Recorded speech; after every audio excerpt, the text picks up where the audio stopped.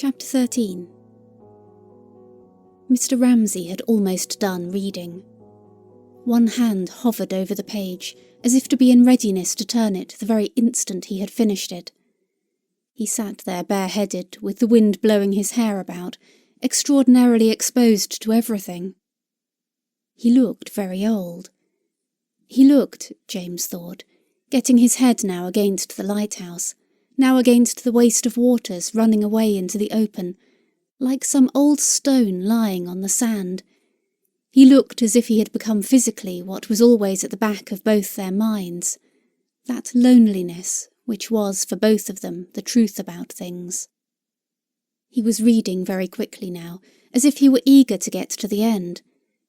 Indeed, they were very close to the lighthouse now.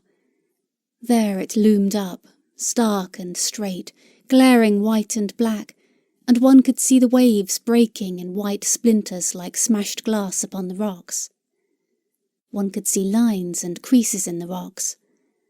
One could see the windows clearly, a dab of white on one of them, and a little tuft of green on the rock. A man had come out and looked at them through a glass and gone in again. So it was like that, James thought, the lighthouse one had seen across the bay all these years. It was a stark tower on a bare rock. It satisfied him. It confirmed some obscure feeling of his about his own character. The old ladies, he thought, thinking of the garden at home, went dragging their chairs about on the lawn. Old Mrs. Beckwith, for example, was always saying how nice it was and how sweet it was, and how they ought to be so proud and they ought to be so happy. But as a matter of fact, James thought, looking at the lighthouse stood there on its rock, it's like that. He looked at his father reading fiercely with his legs curled tight. They shared that knowledge. "We are driving before a gale. We must sink," he began saying to himself, half aloud, exactly as his father said it. Nobody seemed to have spoken for an age. Cam was tired of looking at the sea. Little bits of black cork had floated past. The fish were dead in the bottom of the boat. Still her father read, and James looked at him, and she looked at him, and they vowed that they would fight tyranny to the death, and he went on reading quite unconscious of what they thought. It was thus that he escaped, she thought. Yes, with his great forehead and his great nose, holding his little mottled book firmly in front of him, he escaped. You might try to lay hands on him, but then, like a bird, he spread his wings, he floated off to settle out of your reach somewhere, far away on some desolate stump. She gazed at the immense expanse of the sea. The island had grown so small that it scarcely looked like a leaf any longer. It looked like the top of a rock, which some wave bigger than the rest would cover. Yet in its frailty were all those paths, those terraces, those bedrooms, all those innumerable things. But as, just before sleep, things simplify themselves so that only one of all the myriad details has power to assert itself, so, she felt, looking drowsily at the island, all those paths and terraces and bedrooms were fading and disappearing, and nothing was left but a pale blue censer, swinging rhythmically this way and that across her mind. It was a hanging garden. It was a valley full of birds and flowers and antelopes. She was falling asleep. "Come now," said Mr. Ramsay, suddenly shutting his book. Come where? To what extraordinary adventure? She woke with a start. To land somewhere? To climb somewhere? Where was he leading them? For after his immense silence, the words startled them. But it was absurd. He was hungry, he said. It was time for lunch. Besides, look, he said. There's the lighthouse. We're almost there. He's doing very well, said McAllister, praising James. He's keeping her very steady. But his father never praised him, James thought grimly. Mr. Ramsay opened the parcel and shared out the sandwiches between them. Now he was happy, eating bread and cheese with these fishermen. He would have liked to live in a cottage and lounge about in the harbour, spitting with the other old men, James thought, watching him slice his cheese into thin yellow sheets with his penknife. This is right, this is it, Cam kept feeling, as she peeled her hard-boiled egg. Now she felt as she did in the study when the old men were reading the Times. Now I can go on thinking whatever I like, and I shan't fall over a precipice or be drowned, for there he is, keeping his eye on me, she thought. At the same time they were sailing so fast along by the rocks that it was very exciting. It seemed as if they were doing two things at once.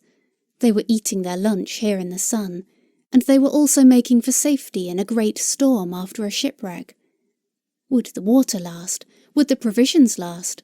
She asked herself, telling herself a story, but knowing at the same time what was the truth.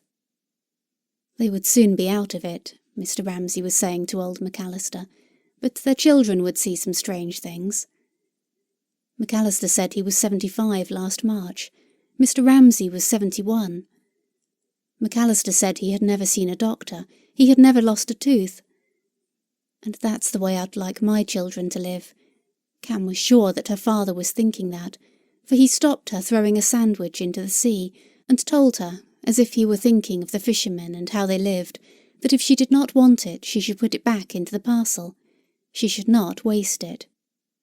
He said it so wisely, as if he knew so well all the things that happened in the world, that she put it back at once, and then he gave her, from his own parcel, a gingerbread nut, as if he were a great Spanish gentleman, she thought, handing a flower to a lady at a window, so courteous his manner was.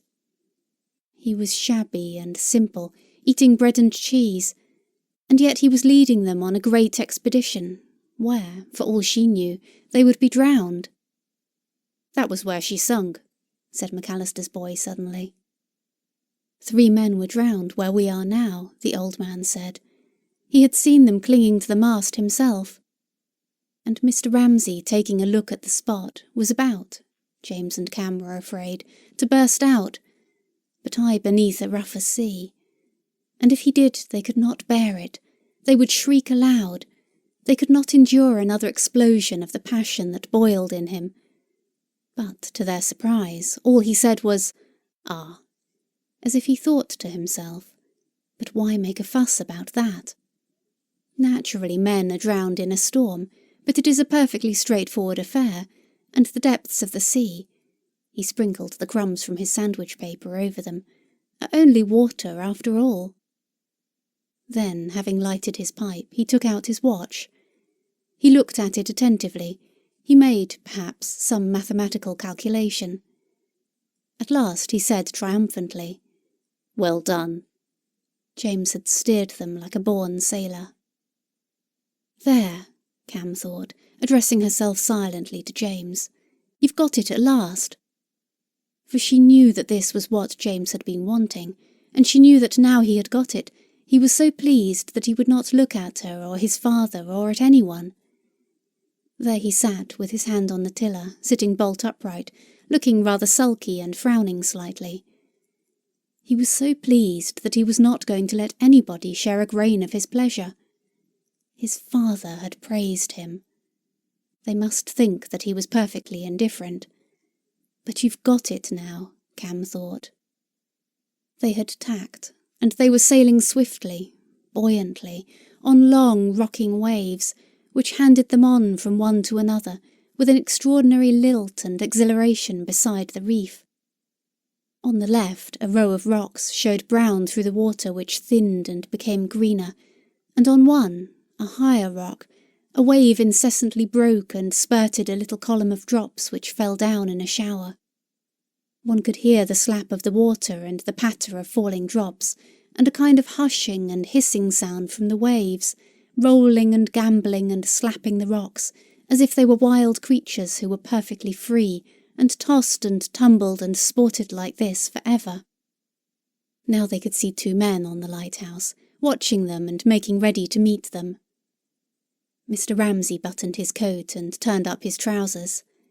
He took the large, badly packed, brown paper parcel which Nancy had got ready, and sat with it on his knee. Thus, in complete readiness to land, he sat looking back at the island.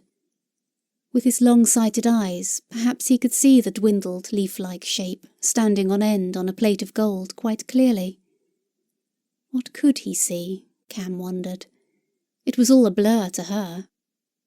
What was he thinking now? She wondered. What was it he sought so fixedly, so intently, so silently?